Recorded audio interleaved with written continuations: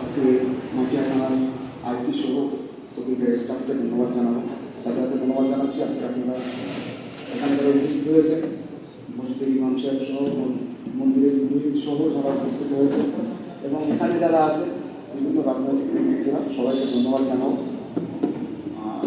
আইসি সাহেব বললেন যে তিনটে বিষয়ের উপর আজকে এই আলোচনা সভাটা ডাকা।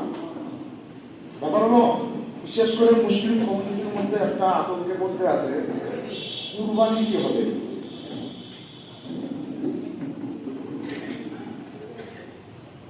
কুরবানি কি হবে, বিভিন্ন জায়গা থেকে আমাদের কাছেও ফোন আসছে যে এরকম সরকারি কোনো নির্দেশনা আমাদের কাছে এসেছে কিনা। অনেকেই কুরবানির যে পশু কেনা হয়ে গিয়েছে, অনেকে এখনো কিনবে কি কিনবে না, এই একটা মামলার মধ্যে আছে যে কুরবানিটা আমরা দিতে পারবো কি পারবো না। আমার আগে রনিদা বলছিলেন যে আমি সর্বপ্রথম হলো ভারতবর্ষের আইনকে সবাই জন্য সমান।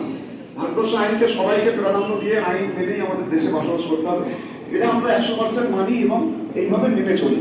কিন্তু রনিদা আমার আগে বলছিলেন যে আইন লাগু হওয়ার পরে সেইটা মানিয়ে নিতে একটা সময় দেওয়া প্রয়োজন বলে মনে হয়। কালকে আইন হলো, আজকে যদি আপনি বলেন যে আজকের থেকে সম্পূর্ণভাবে মেনে নিতে হবে, এটা মনে হয় মানে আমাদের পক্ষ থেকে একটা বাধার সম্মুখীন হতে হবে। সুতরাং এখানে সবাই আছেন, আমার কিছু বন্ধুরাও আছেন, তাদেরকেও বলবো আমরা অবশ্যই সমস্ত আইনকে আমরা প্রাধান্য দিয়ে আইন মেনেই চলবো, কিন্তু এই আইনটা মানানো পর্যন্ত আমাদের একটা সময় দেওয়া। সাথে সাথে এখানে আমাদের আলেম ওলামারা এনারা উপস্থিত আছেন, ইমাম সাহেবরা উপস্থিত আছেন, এনাদেরও মূল্যবান মত সমাজের উপরে একটা ভালো ইফেক্ট ফেলে।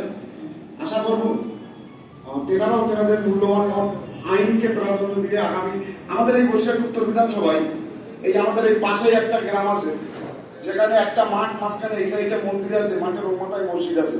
আমরা আজও পর্যন্ত কোনোদিন শুনিনি যে দুটো মন্দির আর মসজিদ থাকার কারণে দুটো সম্প্রদায়ের মধ্যে এখানে অশান্তি হয়েছে।